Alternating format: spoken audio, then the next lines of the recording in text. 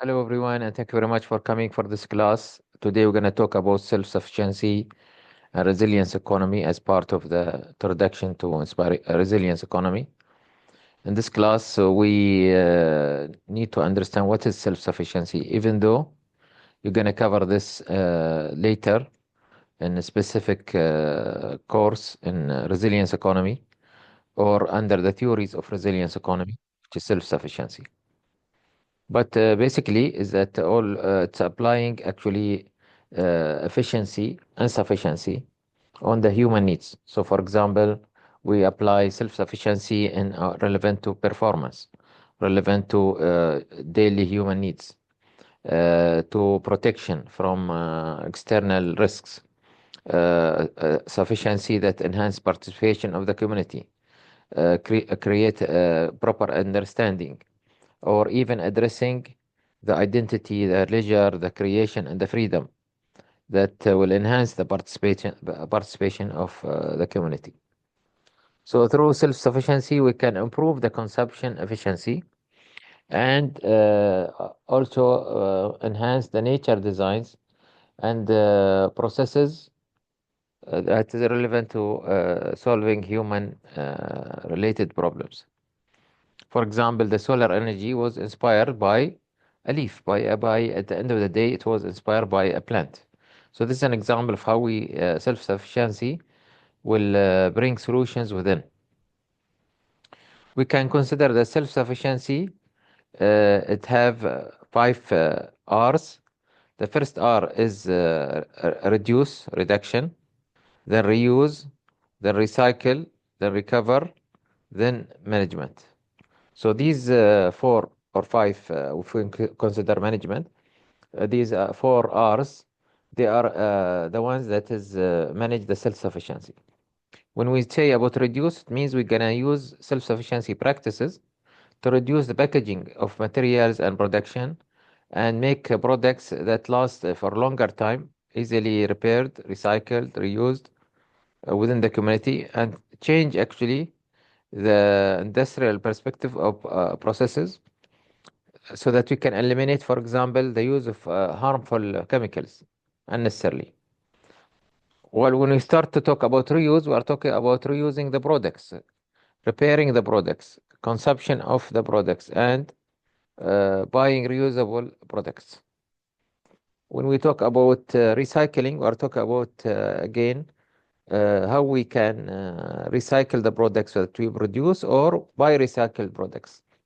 When we talk about recovery, then we are talking about embodying energy and materials. And when we talk about managing, with how we treat waste, we incinerate waste, we bury waste in the ground, and how we release waste for dilution or dispersion into the environment.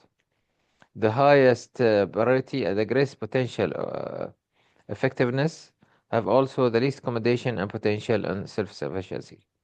The greater we share waste-related dollars, the greater the share of wastewater dollars goes to the lowest priority, which means the waste management, the better it is.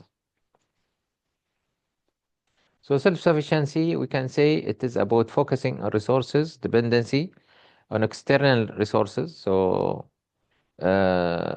we are reducing the dependency on external resources and encouraging local production or encouraging local efficiency dependence or local production of materials or products so that we can be independent from external parties. We can have sustainable practices. We can strengthen the community networks through that. Through self-sufficiency, we can focus, for example, on local products or local production. In Bahrain, for example, we have a very good example where we started to revive our food security through asking the Bahraini farmers to have a special day a week that's called Bahraini Farmer Day, where people can go and come and buy the local products.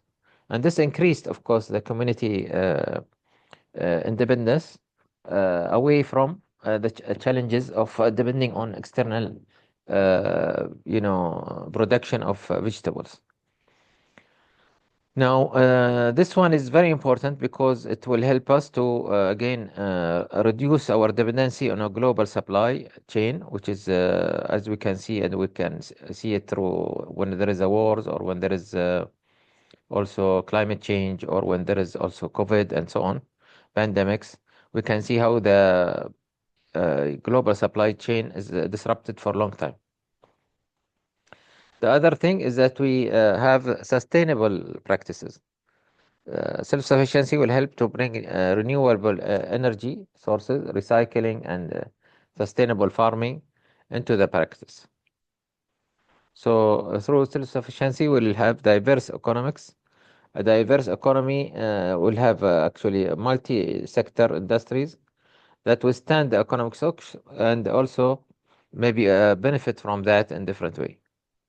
The self-sufficiency also is all about investing and skill development so that we can bring self-sufficiency practices, whether it is in agriculture or it's in the type of material utilization in different sectors and so on. Through self-sufficiency, we can also improve the community network. So we can build the co-ops, which we call it cooperatives, businesses, community-supported businesses that's based on agriculture.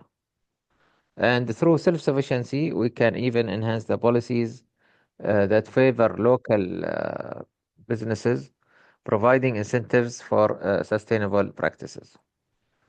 So through self-sufficiency, we can have effective means for increasing local consumption efficiency, and this will involve and require relationships between people and the land.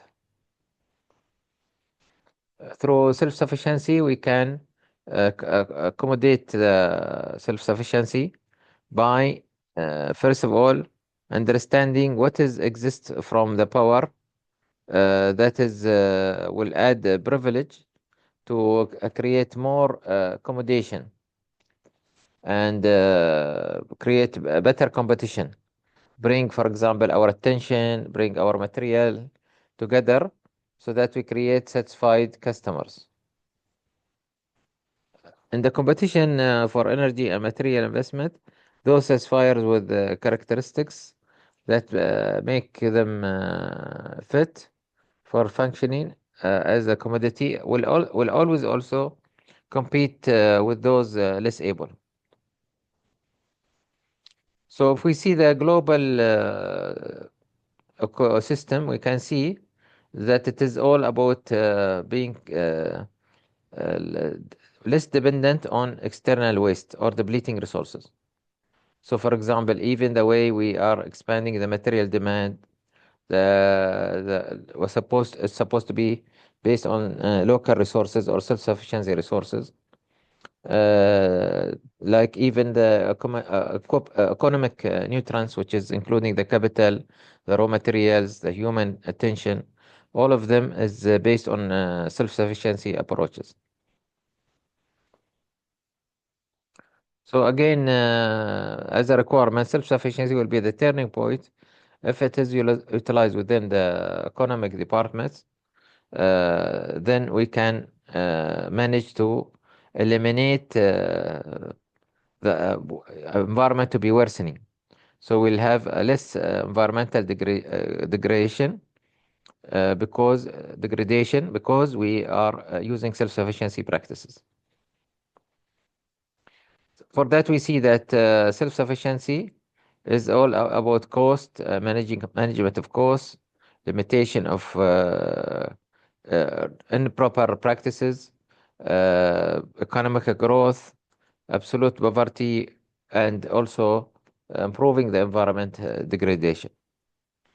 Self-sufficiency also is about environmental degradation and happiness and how we can improve their quality of life. Examine the relation of counterproductivity in general. We also have people which will work more on targeting or buying necessary materials instead of luxury materials.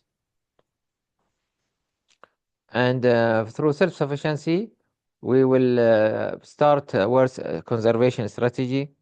We will have a better environment development strategy. We will have a human development report that is addressing the human needs in a proper way.